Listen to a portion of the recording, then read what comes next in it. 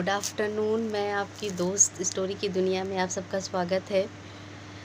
अ, मेरे जितने भी भाई बहन या दोस्त हैं जो मुझसे जुड़े हुए हैं, उनको नवरात्रि की ढेर सारी बधाई। आप लोग भी इंजॉय करिए माता रानी के आगमन का। मैं माता रानी के आगमन, आज हर समाज, हर संप्रदाय के लोग माता रानी का आवाहन कर पा रहे हैं अपने अधिकारों से, अपने अधिकारों से। ये बार बार इस अधिकारों पर मैं जोर इसलिए दे रही हूँ क्योंकि एक टाइम ऐसा था जहाँ पर हर किसी को देवी का नाम लेना, देवताओं की पूजा अर्चना करना, या फिर मंदिरों में घुसना या मंदिर के सामने से भी गुजरना पाप होता था। उसके लिए बहुत बड़े बड़े दंड थे। ये किसी और देश की बात नहीं हो रही, ये हमारे भारत देश की कुकृति की संस्कृति था। मैं मानती हूँ आज हमारे भारत की संस्कृति को बड़े बड़े नामों से, बड़े बड़े अक्षरों, स्वर अक्षरों में लिखा जाता कि हमारे भारत देश की संस्कृति बहुत अच्छी है, पर ऐसा हमेशा था नहीं। और आज भी कुछ ऐसी जगहों पर है, बनारस में ही ले लीजिए, आप जहाँ रहते हैं उनमें आपको दो चार लोग ऐसे ज़रूर मिल जाएंगे भेदभाव की, इन कड़ियों के, आडंबरों के ढेर बनाने वाले।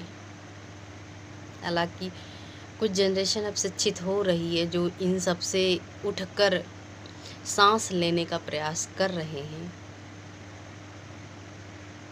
तो मेरा सिर्फ वाद विवाद इसी चैप्टर पे था कि क्या पहले हम ऐसे देवी देवता या नवरात्रि पूजा अर्चना साधना क्या अधिकारों के साथ करते थे? नहीं, नथिंग, कभी नहीं, करते ही नहीं थे।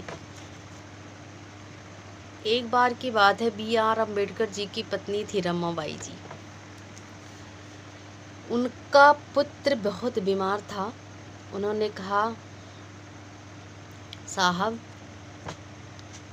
मैं मंदिर में मत्था टेक कर चुपके से आती हूँ, हो सकता है मेरा बच्चा ठीक हो जाए। मैं मंदिर में चुपके से मत्था टेक कर आती हूँ, हो सकता है मेरा बच्चा ठीक हो जाए। लेकिन वहाँ के पंडितों ने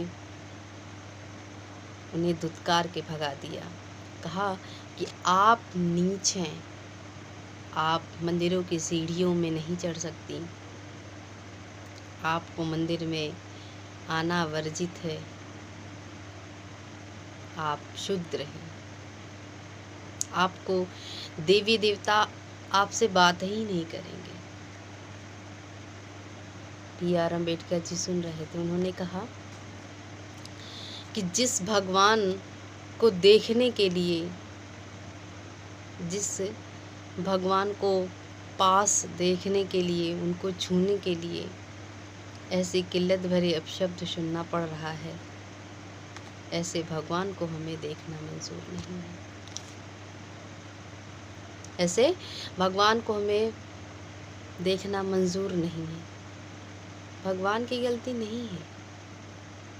हम जैसे कुरीति लोग बैठे हुए समाज में जो छेद कर रहे हैं ना, जो दीमक की तरह इस समाज को खोखला कर रहे हैं, ऐसी संस्कृति तब भी थी और ख़त्म नहीं हुई है, आज भी है, किसी न किसी रूप में आज भी है।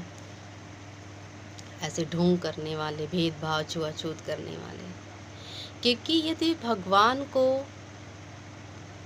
ऐसा करना होता तो प्रकृति जो है अपना तमाशा दिखा देता। दलितों के यहाँ कम धूप होता और ब्राह्मणों के यहाँ अधिक धूप होता, या फिर दलितों के यहाँ प्रकाश कम आता, शूद्रों के यहाँ ज़्यादा आता, या क्षत्रिय वैश्य के यहाँ कम आता।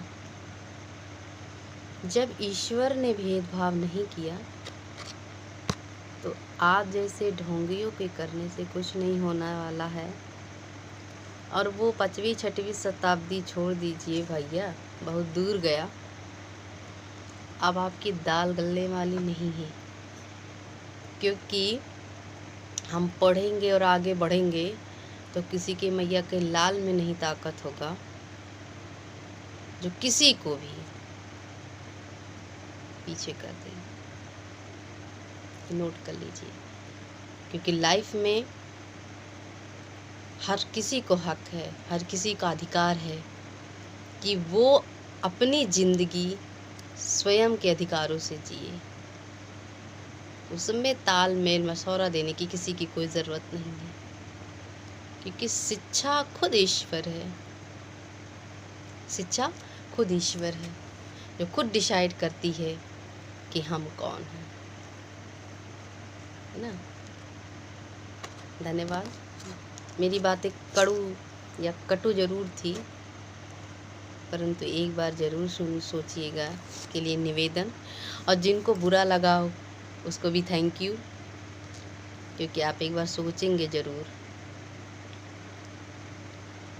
एक पॉइंट है जो मैं जाते जाते इस चीज़ को ज़रूर बताऊंगी। नागेली की कहानी, नागेली की कहानी, एक बार उसको यूट्यूब पे या फिर गूगल पे सर्च करके ज़रूर देखिएगा। इतनी निर्मम आडंबरा थी, इतनी गलत अवधारणा थी। आज जिस नवरात्रि में माँ देवी शक्ति की आराधना कर रहे हैं, आह्वान कर रहे हैं, ऐसे न जाने कितनी नारियों के इसी भारत की संस्कृति के लोगों ने अपमान किया है।